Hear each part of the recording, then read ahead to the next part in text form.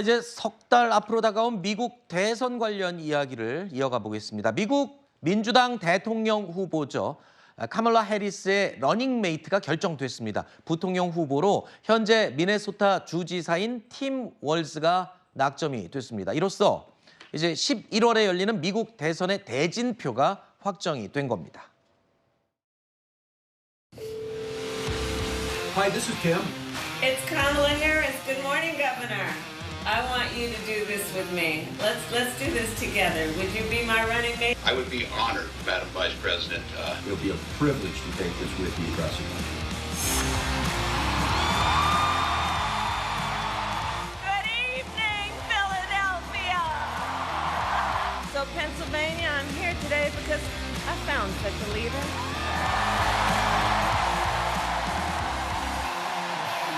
Governor Tim Walz of the great state of Minnesota. And when we fight, we win. Wow. Thank you, Philadelphia. I couldn't be prouder to be on this ticket and to help Vice President Harris. And I got to tell you, I can't wait to debate the guy. That is, if he's willing to get off the couch and show up. So.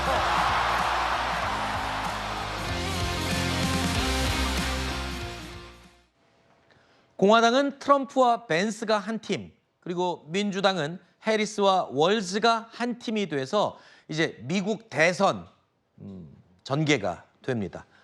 강경 보수를 대표하는 벤스 상원 의원의 맞불로 도대체 누구를 러닝메이트로 꼽을까 굉장히 관심이 높았거든요. 그런데 결국에 팀 월즈가 선택이 됐습니다.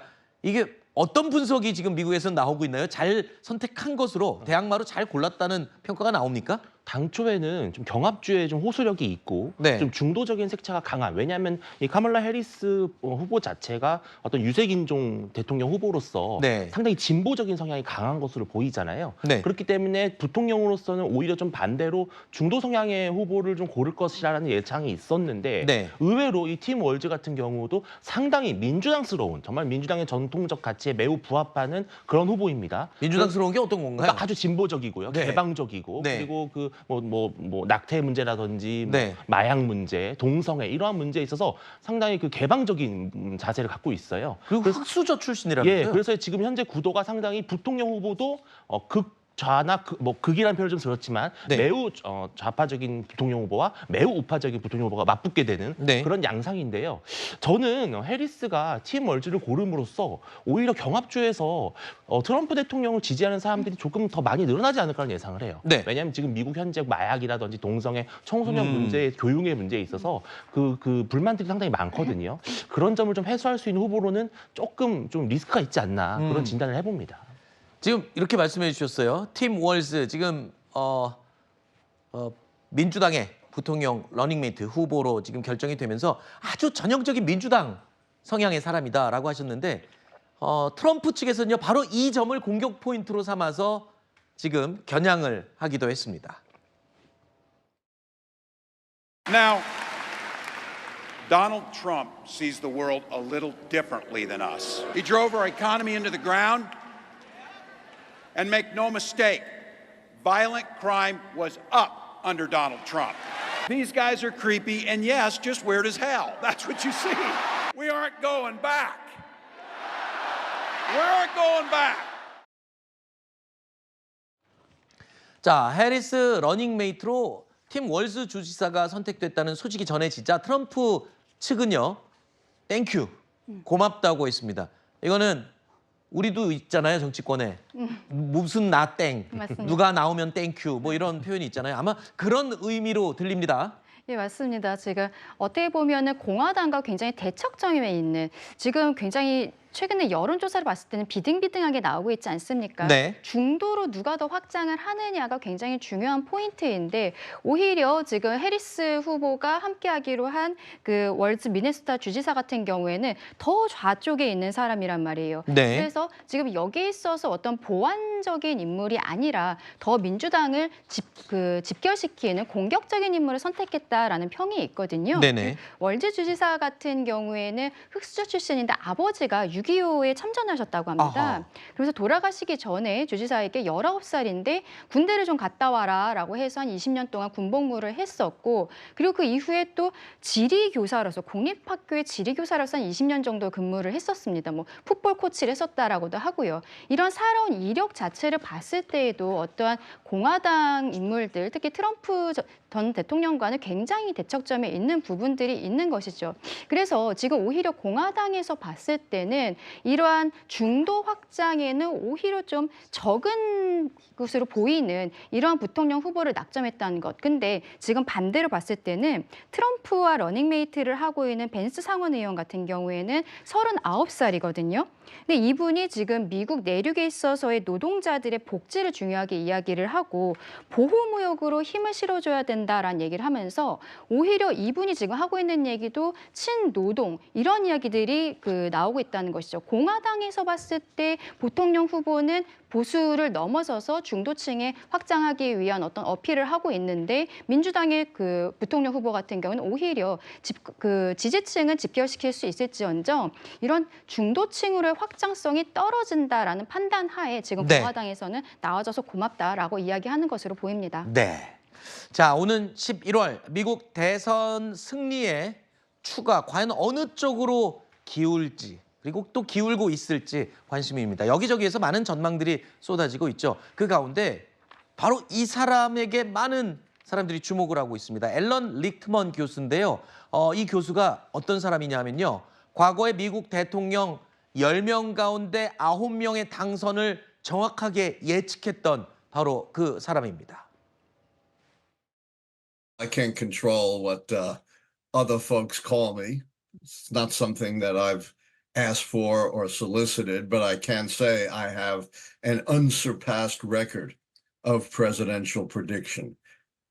Being right, I have not made a final prediction. A lot would have to go wrong for Harris to lose. If Harris had not been nominated essentially by acclamation, but there had been a party fight, then the Democrats would have lost another key, the internal party contest key, and that would have put them closer to defeat. 월드컵에서는 문어가 있죠. 예. 우승팀 맞추는 문어가 있는데 이 교수님 진짜 10명 가운데 9명의 미국 대선을 정확하게 예측을 했다. 그런데 지금 얘기를 들어보니까 약간 좀 조금 애매하게 얘기를 하는 것 같은데 예. 해리스를 더 유리하게 얘기를 하는 것 같아요, 결론은. 최근의 분위기를 보면은 어쨌든 컨벤션 효과가 상당히 있죠. 네. 바이든 대통령이 전격적으로 물러나고 해리스 부통령이 지명이 되면서 민주당이 상당히 뭐랄까요? 분위기 반전에 성공을 했다고 보입니다. 네. 그러나 아직은 사실은 예측하기가 어려운 것이요. 말씀드렸다시피 미국의 경합주의 표심이 어디로 갈지는 지금 예상할 수 없고 특히 지금 여론조사가 거의 오차 범위 내에서 나오고 있기 때문에 네. 글쎄요. 이 교수가 이번에 또 맞출지는 모르겠습니다만 이번 선거만큼은 상당히 좀 판세를 예측하기가 어렵지 않나 예상을 합니다. 자, 그러면 이 앨런 리크먼 교수가 트럼프에 대해서는 뭐라고 예측을 하고 있는지도 들어보겠습니다. Take a look at what happened. Wait.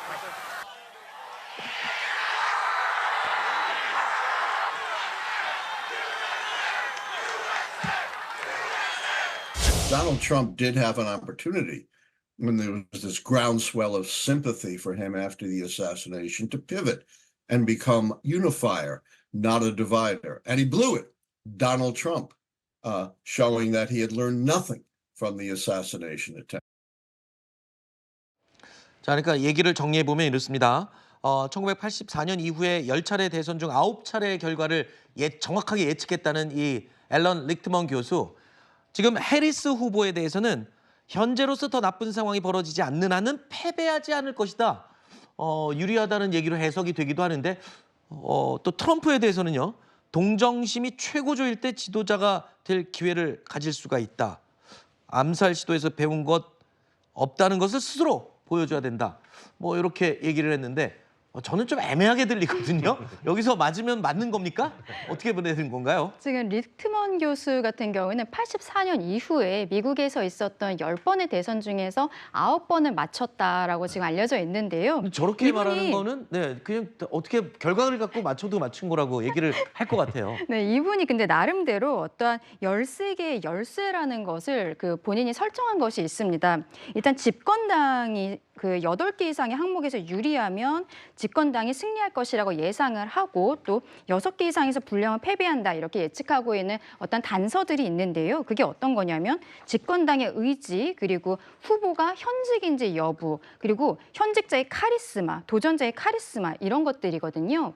그렇다면은 지금은 민주당이 집권을 하고 있기 때문에 어떠한 그 트럼프 전 대통령이 도전자이지 않습니까? 네. 도전자의 카리스마라든지 지금 민주당의 의지라든지 이런 것들을 보고 있는데 민주당이 후보를 최근에 또 변경하기도 했고요. 그리고 네. 지금 조금 아까 그 교수가 한 이야기를 보면은 트럼프가 도전자로서의 카리스마에 대한 이야기를 한 것으로 보이는데 최근에 총격 피살되진 않았지만 총격 사건에 있어서 네. 배운 것이 없는 것 같다라는 이야기를 하고 있어요. 네. 이런 것들을 전체적으로 봤을 때 리트먼 교수 같은 경우에는 민주당이 재집권을 할 가능성이 높다라고 지금 판단하고 있는 것으로 그렇군요. 보입니다. 알겠습니다. 자, 그리고요.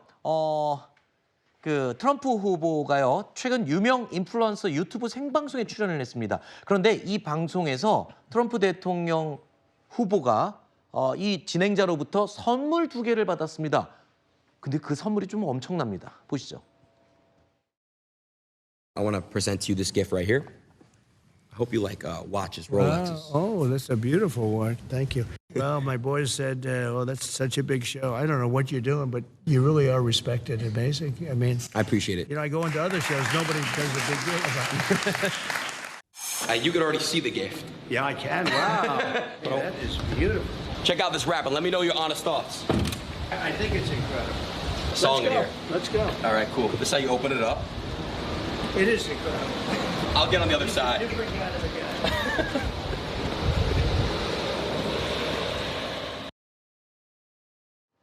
자, 이 하나에 몇백만 원 하는 시계하고 거의 1억 원에 가까운 자동차를 선물로 받은 건데 미국도 선거자금법이 있거든요. 그래서 논란이 되고 있습니다. 지금 선거자금법 위반이 아니냐. 그래서 논란이 되고는 있는데 지금 들리는 얘기로는 아마 방송 끝나고 돌려주지 않았겠나. 뭐 이런 이야기가 들리고 있군요. 자, 미 대선 우리가 예측을 해봤습니다. 이제 대선 이 대진표가 완성이 돼서 짚어봤습니다. 정치권 이야기 여기서 마무리하겠습니다. 오늘 나와주셔서 고맙습니다.